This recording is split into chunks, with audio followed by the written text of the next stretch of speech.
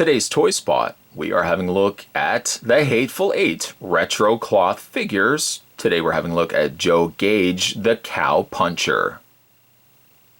Spot's continuing his looks at the Hateful Eight retro cloth figures from NECA, and now we're having a look at the Cow Puncher, Joe Gage. He is featured in the same package as all the other Hateful Eight figures, a consistent trend. I don't mind that at all. However, if you spin the packaging to the side, you really to have them all by their spines. They do each have their own character at the top there, as well as the actor up at the top and a little screenshot from the movie. As for the back of the package, the eighth film by Quentin Tarantino. See, Spot's kind of doing this, not really a sequence, there's no real sequence to these. I was just kind of doing them based on how I think the figures should appear, I guess. It's Michael Madsen as Joe Gage, the Cow Puncher. Down below you got Hateful Eights and Ultra Panavision 70. Finally, on the underside of the box, you've got NECA Online as your destination, where you can check out some of the other things that NECA Toys is producing. Spot's going to take a break and get this opened up. When we come back, though, we're going to get a better look at Joe Gage, the Cow Puncher. There's more heading your way, guys. Don't go anywhere. Stay tuned. Now that he's had a packaging, let's get a better look at Michael Madsen, the Cow Puncher, Joe Gage. I don't know if they could get the licensing for Michael Madsen, but I feel like one reason or another, it doesn't quite look like Michael Madsen. Also, I think the one problem too is because of what he's wearing, the head looks a little too big, I have to admit, for the rest of his body. The body is proportioned not bad, but ultimately it looks like his head is just way too big. The sculpt on the face, not knocking necessarily the sculpt, but I feel like the likeness, it just isn't there. Just isn't there. He does come with one accessory. He does come with his pistol, which has a white handle this time. Gold on the underside, gold on the top of the handle there as well.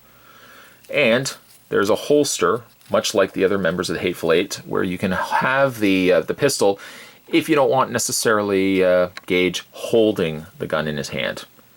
Now he does have one pointing hand, so that's not really going to help you for holding the weapon, but he does have the other hand perfect for holding the pistol. I like the character in the movie. It's kind of a shame though that ultimately he just doesn't look like Michael Madsen. His outfit's pretty good. He's got a pair of black slacks, really nice cowboy boots with the spurs on the back there. He's got a leather vest and this nice printed blue shirt with a pair of black gloves. Like the other figures, there is no way to take the hat off. The hat is affixed. It's all sculpted into the head. There's really no way, unfortunately, that you can take that off. But I have to admit, I'm a little on the disappointed side. I think all the figures have pretty much done a good job of bringing their own to the table. Even like the sheriff, which I thought didn't look too much like the actor, I think still looked enough like the actor to that the figure wasn't so disappointing. For one reason, I just don't know why Michael Madsen's character just doesn't portray well here in figure form. The head looks a little on the big side, and likeness-wise, I think it could have been just a little bit better. For Joe Gage's articulation, it's on par with what you've already seen. Oh, and also there's the scarf, the little scarf on the underside there of his collar.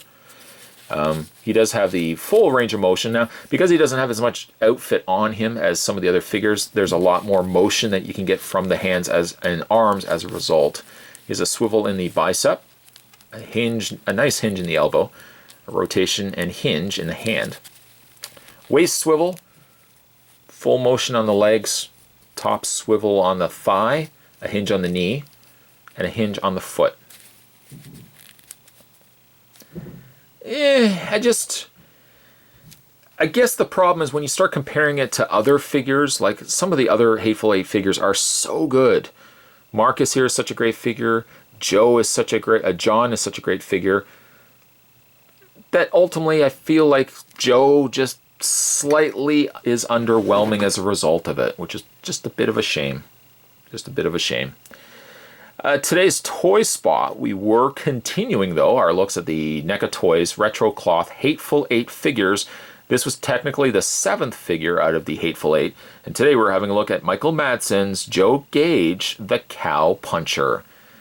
Stay tuned, guys. Spot's going to have more toy spots and actually one more video of the Retro Cloth Hateful 8, and then we're finished.